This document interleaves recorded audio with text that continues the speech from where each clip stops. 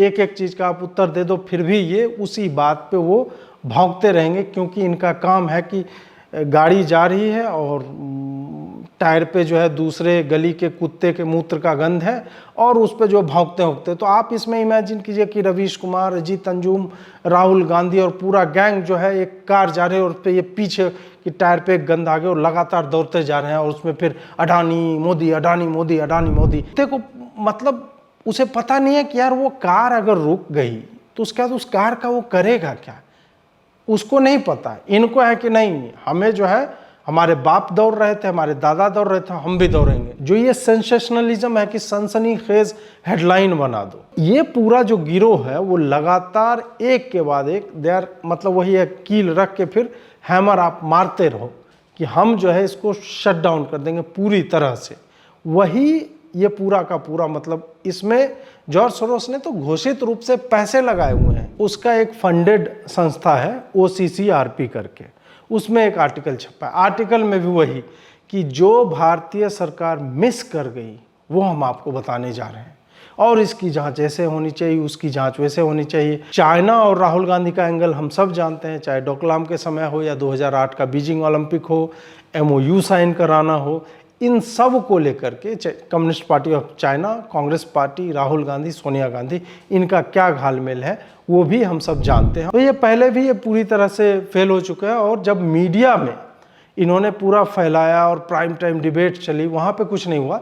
अब ये यूट्यूबर्स के माध्यम से और इन्फ्लुएंसर्स के माध्यम से ये वहाँ पे जाना चाह रहे हैं। आप उसके शब्द देखिए कि वो न केवल मोदी को अटैक करता है, न केवल अडानी को अटैक करता है, बल्कि वो दोनों को जोड़ करके बताता है कि दोनों का अन्योन्याश्रय संबंध है और ये दोनों मिलकर के भारत को लूट रहे हैं। ये दिख रहा है कि कौन कर रहा है, क्यों कर रहा है और वो अचीव क्या करना चाह रहा है। लेकिन अब भारत के लोग उतने मूर्ख नहीं हैं, वो जान गए हैं कि ये लोग किस तरह से सब एक साथ मिलकर के किसी एक खास दिन ही इस तरह का अटैक करते हैं ताकि आने वाले दिनों में भारतीय मीडिया का या भारतीय जनमानस का नैरेटिव जो है उससे प्रभावित रहे। नमस्कार दोस्तों, आज हम चर्चा करने जा रहे हैं अडानी के ऊपर जॉर्ज सोरोस द्वारा एक नए अटैक के बारे में, जिसमें आपको राहुल गांधी भी संलिप्त मिलेंगे। इसमें कुछ हमारे जो तथाकथित पत्रकार हैं जो वायर के लिए लिखते हैं, फिर कभी वो जॉर्ज सोरोस के ओपन सोसाइटी फाउंडेशन जो है उसमें भी काम करते हुए दिखते हैं वैसे लोग, फिर रवीश कुमार जैसे लोग हैं।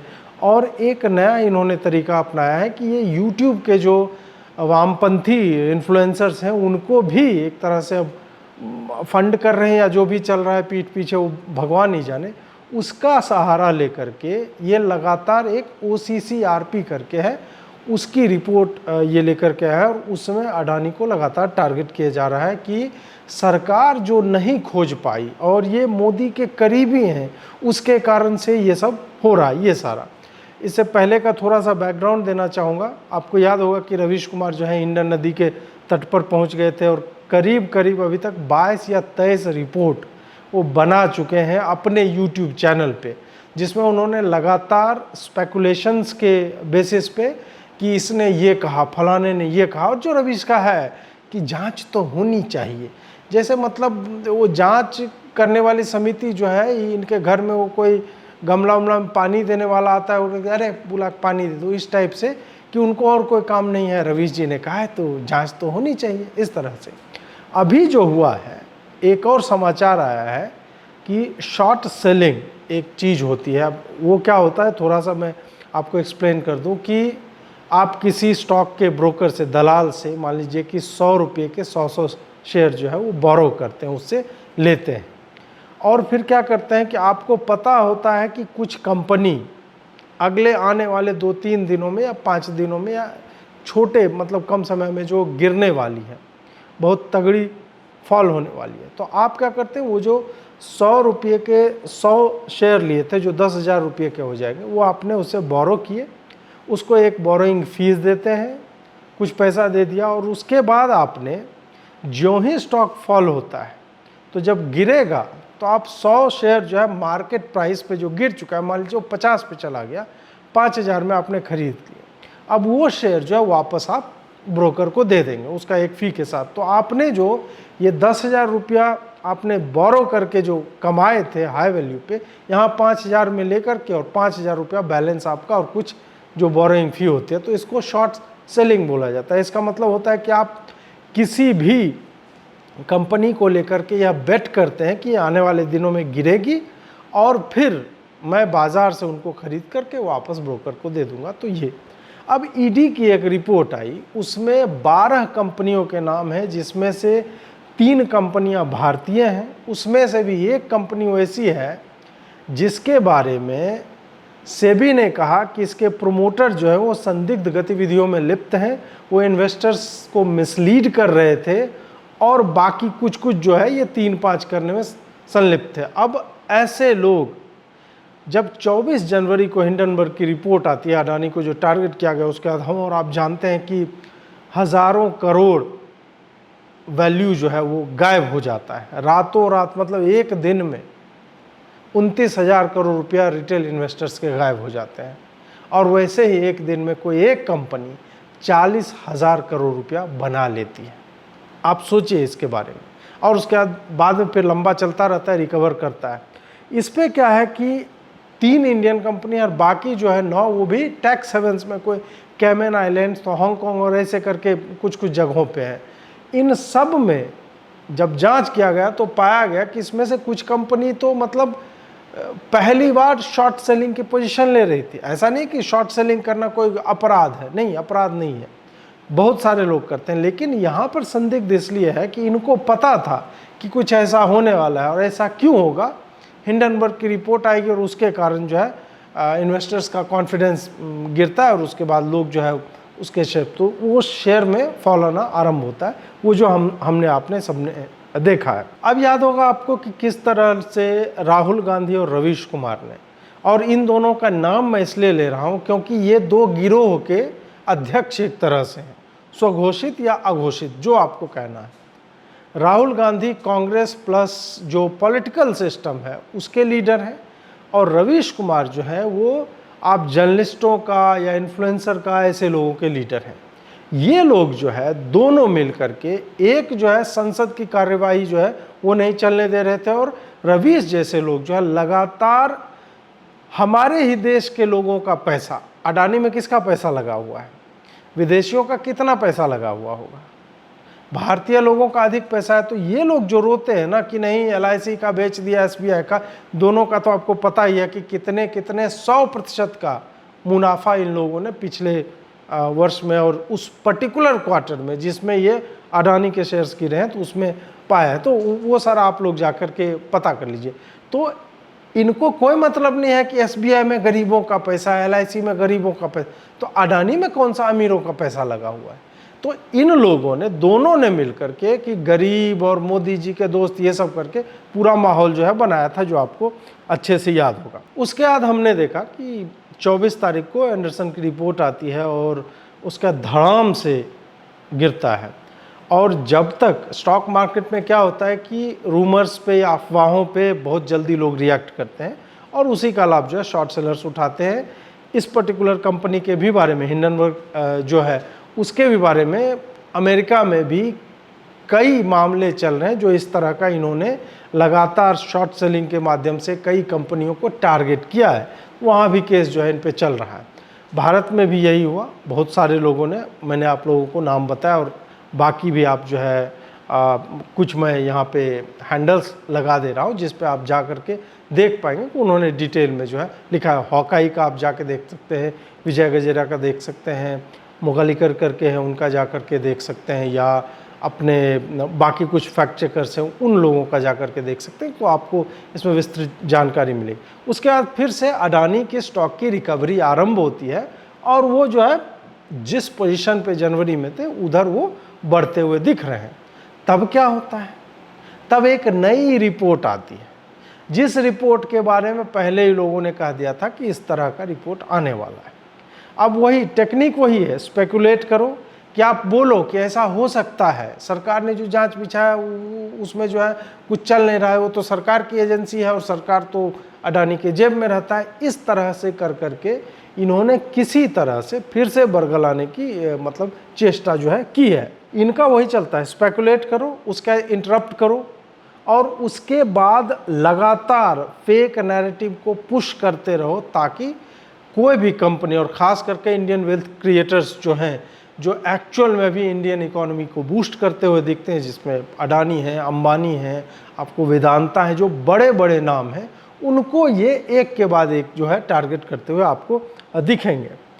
ये लगातार जब ये सब आया, ठीक है, अडानी की वैल्यू गिरी, वो कोई भी कंपनी के बारे में एक कोई क्रेडिबल, मान लीजिए कि कोई बड़ी एक मीडिया हाउस है भारत की, उसमें किसी को टारगेट करके आप लिख दो कि टाटा के बारे में लिख दो कि ये लोग जो इन पे जांच बैठनी चाहिए, इनके बारे में इसने ये लिखा है, आप देखेंगे 2 से 3 दिन में उसके स्टॉक पे जो है वो पड़ता है फर्क। तो वही यहाँ पे हुआ।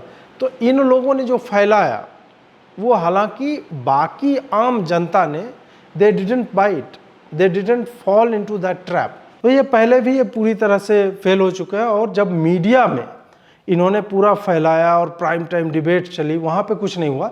अब ये यूट्यूबर्स के माध्यम से और इन्फ्लुएंसर्स के माध्यम से ये वहाँ पे जाना चाह रहे हैं। अब क्या है कि अब जो है जॉर्ज सोरोस का एंगल इसमें आ गया है। अभी तक क्या था कि हिंडनबर्ग एक था और उसने ऐसा किया, बाकी मिला। जॉर्ज सोरोस ने क्या किया वह जानते हैं। अब जॉर्ज सोरोस ने जो किया है वो, उसका एक फंडेड संस्था है OCCRP करके, उसमें एक आर्टिकल छपा है। आर्टिकल में भी वही कि जो भारतीय सरकार मिस कर गई वो हम आपको बताने जा रहे हैं, और इसकी जांच ऐसे होनी चाहिए, उसकी जांच वैसे होनी चाहिए। उसमें फिर एक रवि नायर नाम का एक जर्नलिस्ट आता है। अब ये रवि नायर जो है, रवि नायर वही आदमी है जिसने द वायर में एक रिपोर्ट डाली थी, और उस रिपोर्ट को भी कोट करके एंडरसन यानी हिंडनबर्ग जो आई थी रिपोर्ट, उसमें भी इसी आदमी को कोट किया गया था। अब यही आदमी दूसरे जगह पे लिख रहा है। अब उस आर्टिकल को आधार बना करके कि नहीं सब कुछ बिक गया, ये फलाना ढिमका इनका जो है वो चल रहा है। इसके लिए आप जो है विजय जी का एक थ्रेड है वो जाके आप पढ़ें। और ये सब कुछ दिनों पहले, जिस दिन रिपोर्ट आई है उसके 4-5 दिन पहले, वाइडली जो भी नॉन लेफ्ट का मीडिया था उसमें सब ने, चाहे ट्विटर हैंडल्स हो या मीडिया रिपोर्ट्स हो, उसमें बताया था कि अब ये लोग दूसरे तरीके से, जॉर्ज सोरोस पीछे पड़ा हुआ, वो अब अटैक करने जा रहा है, और वही होते हुए हमें दिखा भी। अब हमें एक नेक्सस समझना होगा जॉर्ज सोरोस का, चाइना का और राहुल गांधी का। ये लोग लगातार, जॉर्ज सोरोस का तो व्यापक, इतना व्यापक एम्पायर है कि वो बहुत सारे तरीकों से, he is persona non grata in many countries. Bank of England को इसने टारगेट किया था, इसी तरह छोटे छोटे राष्ट्रों की इकोनॉमी को ये टारगेट करता है, पूरे के पूरे देश को ही तबाह कर देता है। अब इसने भारत की एक उभरती हुई अर्थव्यवस्था जो है उसको टारगेट करने के लिए भारत के जो बड़े बड़े कॉरपोरेट हाउसेज हैं उस पर एक एक करके ये धीरे धीरे आना चाह रहा है। खास करके उनके जो भारत की, मतलब ये जो उभरता हुआ राष्ट्रवाद एक चलता हुआ हमें दिखता है, तो उसको लेकर के इन लोगों का घोषित एक युद्ध इन लोगों ने छेड़ रखा है। उसी में ये अडानी पे आते हैं, जिसमें ये अभी OCCRP वाला आर्टिकल है। चाइना और राहुल गांधी का एंगल हम सब जानते हैं, चाहे डोकलाम के समय हो या 2008 का बीजिंग ओलंपिक हो, MOU साइन कराना हो, इन सब को लेकर के communist party of China, Congress party, Rahul Gandhi, Sonia Gandhi, इनका क्या घालमेल है वो भी हम सब जानते हैं। और ये सब मिल करके इंडिया को कहीं ना कहीं काउंटर बैलेंस करने के लिए इस तरह से कि हम लगातार तुम्हारे अर्थतंत्र पर जो है वो हमला करते रहेंगे, वेल्थ क्रिएटर्स पे हमला करते रहेंगे, और तुम्हें जो है हमारी बात माननी पड़ेगी, नहीं मानोगे तो हम बर्बाद कर देंगे तुम्हें। इस तरह का एक, आप कह सकते हैं कि अनसेड थ्रेट यहाँ पे दिया जा रहा है। अब क्या होता है कि जब इस तरह के मीडिया हाउसेज या यूट्यूब वाले ये लोग ऐसा करते हैं, अब आप, मतलब आपकी तरफ से प्रश्न हो सकता है कि ठीक है, उनके लिखने से स्टॉक मार्केट पे क्या असर पड़ता है? इससे इन्वेस्टर्स का कॉन्फिडेंस गिरता है और वो जो है पैसे वापस खींचने लगते हैं। उनको लगता है कि नहीं यार, कोई लिख रहा है, विदेशी कंपनी लिख रही है तो कुछ तो होगा। राहुल गांधी कह रहा है, बार बार कह रहा है, यार संसद रुक गई, रवीश कुमार कह रहा है, अजीत अंजुम कह रहा है, फलाना कह रहा है, डिमका कह रहा है, कुछ तो बात होगी। ये जो कुछ तो बात है ना, उस पर ये खेलते हुए ये लोग इतने आगे तक चले जाते हैं। और वही यहाँ पे हुआ जो पिछली बार भी हुआ। एक एक जो भी इनके आरोप थे उसका बिंदुवार प्रत्युत्तर दे चुकी है अडानी समूह ने दे दिया है सब कुछ, लेकिन लगातार ये लोग उसी माध्यम से कि इन्वेस्टर्स का कॉन्फिडेंस जो है गिराओ ताकि पैसा वो वापस खींचे। और एक कंपनी से अगर पैसा खींचेंगे तो फिर उन्हें लगेगा कि यार एक का तो नाम आया है, बाकी भी तो हो सकता है। तो इस तरह से भारत में जो विदेशी निवेश हो रहा है उसको वापस खींचने का ये पूरा का पूरा तंत्र बना हुआ है। फिर क्या होता है कि इसी में जो ये सेंसेशनलिज्म है कि सनसनीखेज हेडलाइन बना दो। आप याद कीजिए कि सूट बूट की सरकार कब से आता है, उसके बाद किस तरह से राहुल गांधी अंबानी को हटा देता है अपने नैरेटिव से, केवल और केवल फोकस्ड होता है अडानी पे, जबकि राजस्थान और छत्तीसगढ़ दोनों में पता कर लीजिए कितने हजार करोड़ के प्रोजेक्ट्स जो है अडानी के लग रहे हैं, और वो कौन दे रहा है, और ये लगातार उस पर बोले जा रहे हैं। फिर वहाँ से आरंभ होता है, उसके बाद मीडिया उसमें घुस जाता है, फिर इस तरह की सेंसेशनल रिपोर्ट्स आती हैं। उसका क्या रिजल्ट होता है कि लोग उसमें सोचने लगते हैं कि हाँ यार, तो ये पूरा जो गिरोह है वो लगातार एक के बाद एक देर मतलब वही है, कील रख के फिर हैमर आप मारते रहो कि हम जो है इसको शट डाउन कर देंगे पूरी तरह से। वही ये पूरा का पूरा मतलब इसमें जॉर्ज सोरोस ने तो घोषित रूप से पैसे लगाए हुए हैं कि हमारा अब ये फोकस है इंडिया, उसको हम ऐसे करके बर्बाद करेंगे। तो उसी की कड़ी में ये अगला कदम है। अब क्या है कि अडानी केवल अकेला नहीं है, अडानी पहला हो सकता है जिसका इतना बड़ा स्पेक्टेक्युलर फॉल इन लोगों ने ट्रिगर किया।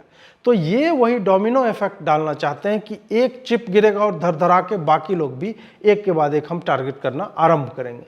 तो इस कारण से अडानी पे जो लगातार हमले हो रहे हैं उस पर बोलना, लिखना और उस पर सही जानकारी देना कि भाई देखो ईडी ने क्या दिया है, सेबी को रिपोर्ट, सुप्रीम कोर्ट की कमिटी ने उसने क्या रिपोर्ट दिया, बाकी चीज़ें और अभी भी आने वाला है और सब कुछ क्लियर हो जाएगा। लेकिन हम सब जानते हैं कि जांच प्रक्रिया में खास करके जब सरकारी हो तो उसमें कितना समय लगता है, और उस समय के बीच में जो इन्वेस्टर कॉन्फिडेंस गया या बाकी लोगों का कॉन्फिडेंस गया या फिर जो पैसे इन कंपनियों ने खोए, और किसी एक कंपनी ने मान लीजिए 40,000 करोड़ रुपया एक दिन में बना लिया, और ऐसी ऐसी कई कंपनियां हैं जिनका 100 करोड़ का व्यवसाय नहीं था लेकिन अचानक से वो 16,000 करोड़ रुपया जो है बनाते हुए नजर आ जाते हैं सिर्फ शॉर्ट सेलिंग से। ये सारी बातें हमको और आपको समझने की आवश्यकता है कि एक्चुअल में गरीबों का पैसा बर्बाद करने में ये लोग किस तरह से लगातार मिले हुए हैं। इसमें एक जियोपॉलिटिकल रियलिटी भी है कि कोई जो है चाहता है कि नहीं, भारत जो अभी तक भिखमंगाई करता था कि हमको पैसा दे दो, वर्ल्ड ट्रेड ऑर्गेनाइजेशन के पास जाता था, आईएमएफ के पास जाता था, यूएन में जा रहा है, यूएस के पास जा रहा है, इसके साथ बायलैटरल डील, उसके साथ बायलैटरल डील।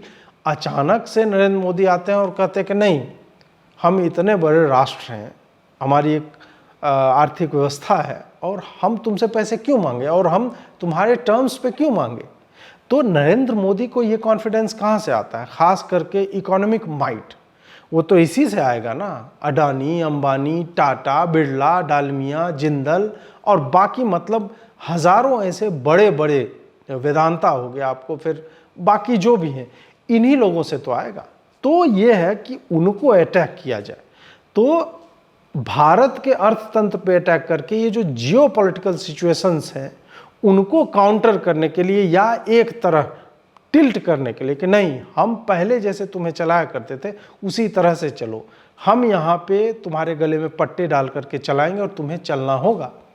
कांग्रेस पार्टी ये कर रही थी। आप देखिए कि मनमोहन सिंह के समय में चाहे इन्फ्लेशन देख लीजिए, अर्थव्यवस्था की स्थिति देख लीजिए, बैंक आधे से अधिक बैंक जो है डूबने की कगार पर थे, एनपीए का आप देख लीजिए, ये सब कुछ था।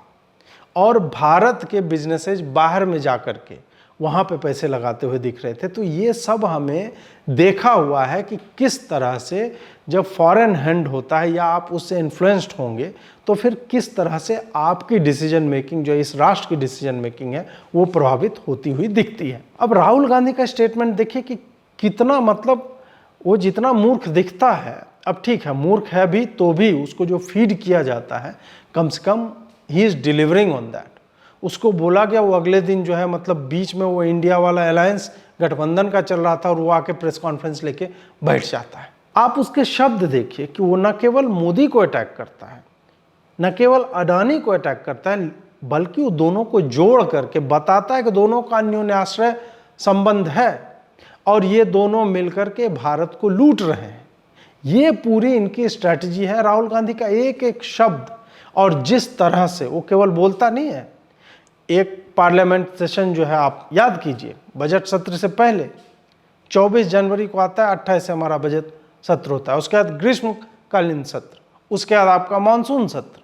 मानसून सत्र तो चलिए मणिपुर वाले के हंगामे के भेंट चढ़ गया, अगर वो नहीं होता तो ये लोग हिंडनबर्ग जपते रहते तब भी।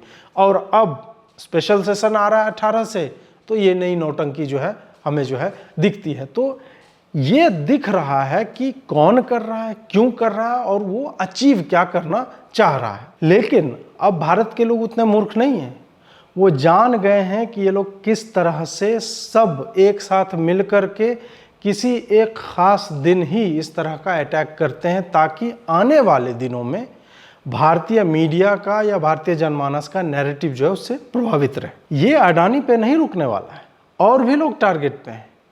लोग बताते हैं कि वेदांता के भी ऊपर जो है इन लोगों ने अब टारगेट किया गया और उसको भी एक तरह से इसी तरह के कुछ डैमनिंग रिपोर्ट जो अपने हिसाब से मनगढ़ंत ये लोग लिखते हैं, जिसमें कोई तर्क नहीं होता है, एक एक चीज़ का आप उत्तर दे दो फिर भी ये उसी बात पे वो भौंकते रहेंगे, क्योंकि इनका काम है कि गाड़ी जा रही है और टायर पे जो है दूसरे गली के कुत्ते के मूत्र का गंध है और उस पर जो भौंकते होंकते। तो आप इसमें इमेजिन कीजिए कि रवीश कुमार, अजीत अंजुम, राहुल गांधी और पूरा गैंग जो है एक कार जा रहे हैं और उस पर ये पीछे कि टायर पे एक गंध आ गया और लगातार दौड़ते जा रहे हैं और उसमें फिर अडानी मोदी, अडानी मोदी, अडानी मोदी ये सब करते हुए ये लोग दौड़ रहे हैं।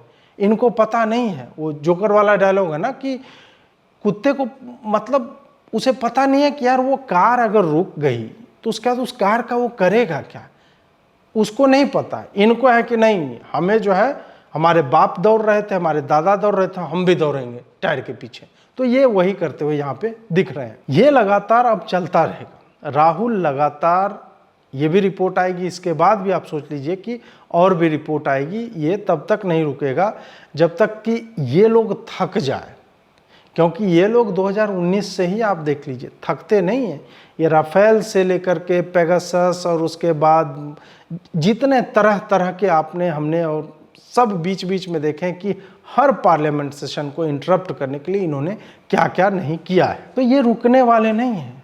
राहुल गांधी यही बात बोलता रहेगा, रवीश कुमार उसी तरह से 22 की जगह 44 एपिसोड कर लेगा। लेकिन हमें और आपको आंखें खुले रखना है, क्योंकि ये किसी अडानी पे नहीं है। ये जो वामपंथियों का एक मतलब चल गया है कि वो फैलाना चाहते हैं कि नहीं उसके पास पैसा है, इसका मतलब वो लुटेरा है, वो तुम्हारा पैसा लेके। हम ये नहीं जानते कि भाई हमने वो 1000 करोड़ कमाए कब थे जो अडानी में इन्वेस्ट हमने कर दिया और अडानी का स्टॉक डूब गया तो मेरा पैसा डूब गया। हम वो नहीं जानना चाहते।